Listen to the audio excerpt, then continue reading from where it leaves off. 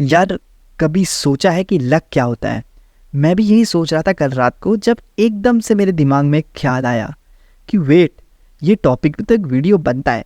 Like what is even luck? Is it real और are we just connecting some random dots into randomness to make sense of our lives? क्योंकि इंसान एक psychological being है और वो philosophy की तरफ हमेशा लीन ऑन रहता है। और मैं एक दिन ना चिल कर रहा था तो एक रैंडम थॉट आया, why do some people seem so lucky? क्यों वो लोग इतने लकी हैं और मैं नहीं? लाइक जो कहीं भी हाथ डालते हैं और कुछ ना कुछ बढ़िया हो जाता है। लाइक आप एग्जाम देने गए, मैं एग्जाम देने गया, आपका सिलेक्शन हो जाएगा और मेरा नहीं होगा, लेकिन पढ़ाई तो हमने बराबर ही की थी। तो ये कहीं भी हाथ डालते हैं और इनका सब कुछ स्मूथ हो जाता है। दुनिया की सारी good vibes, good luck, good charm इन्हीं के पास है। और फिर आते हैं हम जैसे लोग, जो चाय भी ऑर्डर करते हैं तो कभी ठंडी मिलती है, कभी उसमें चीनी नहीं होती और कभी चाय वाले भैया मना ही कर देते हैं। तो ये क्यूरियोसिटी को लेकर मैंने रिसर्च करना शुरू किया। एंड ट्रस्ट मी ब्रो, जो मैंने कुछ डिस्कवर किया, it will blow your mind. तो सबसे पहले बात करते हैं लक का कॉन्सेप्ट है क्या। तो साइकोलॉजिस्ट कहते हैं कि लक एक तरह का परसेप्शन होता है।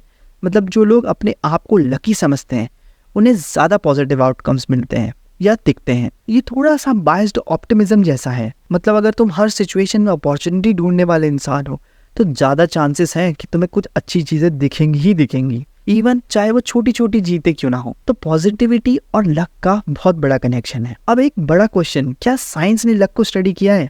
तो साइकोलॉजिस्ट रिचर्ड वाइजमैन का एक बड़ा इंटरेस्टिंग एक्सपेरिमेंट है। उन्होंने एक ग्रुप को 2 पार्ट्स में डिवाइड किया, लकी और अनलकी, और फिर सबको एक न्यूज़पेपर दिया और बोला कि इस न्यूज़पेपर के अंदर कुछ हिडन मैसेजेस हैं और उनको ढूंढो।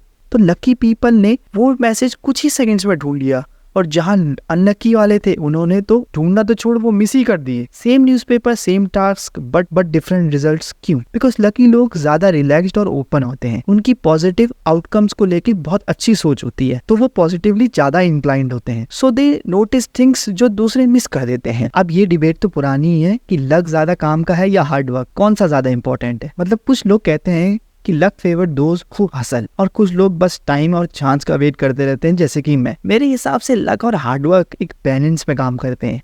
जैसे किसी नए जॉब इंटरव्यू के लिए अप्लाई करना, तुम्हारा प्रिपरेशन बहुत जरूरी है, बट एक अच्छा इंटरव्यूअर और एक करेक्ट टाइमिंग भी तो काफी इंपॉर्टेंट है ना। तो ये भी बहुत इंपॉर्टेंट फैक्टर हो सकते हैं।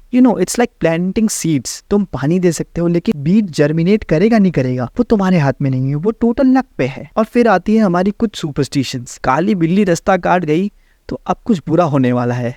मतलब लॉजिक हम जानते हैं कि बिल्ली के रास्ता काटने से कुछ फर्क नहीं पड़ता, पर फिर भी हमारा दिमाग उस चीज को ओवरथिंक करता है। लेकिन इंटरेस्टिंगली कुछ स्टडीज ये कहती हैं कि अगर तुम कुछ पॉजिटिव सुपरस्टिशंस को फॉलो करते हो, जैसे कि कोई लकी चार्म रख लो, तो तुम्हें ज्यादा कॉन्फिडेंस और ज्यादा पॉजिटिव मेंटल एटीट्यूड देखने को मिलेगा, which actually improves your performance in everything. So तो एक क्वेश्चन ये भी बनता है कि क्या आप अपना लक खुद बनाते हैं? तो ये क्वेश्चन ये भी बनता है, can you create your own luck? Research कहती है कि हाँ, here are few ways to do that. Number 1, पहले तो टेक मोर चांसेस। जो ज्यादा ट्राई करता है, ऑब्वियस सी बात है, उसके साथ कुछ ना कुछ अच्छा हो ही जाता है। दूसरा, बिल्ड कनेक्शन। लोग कहते हैं it's not about what you know, it's about who you know. Network बहुत ज्यादा जरूरी है।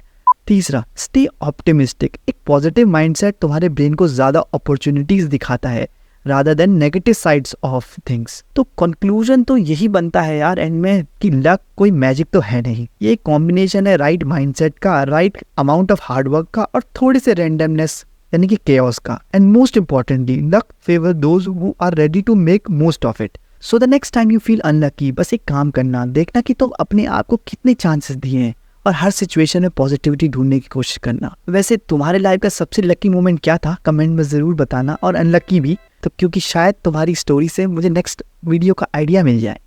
लाइक करो, शेयर करो, सब्सक्राइब करो और बेल आइकन दबा दो, जैसा सब कहते हैं, ताकि हर नए रैंडम टॉपिक पे हम बात कर सकें। यह है dilemma where randomness meets curiosity. Bye bye.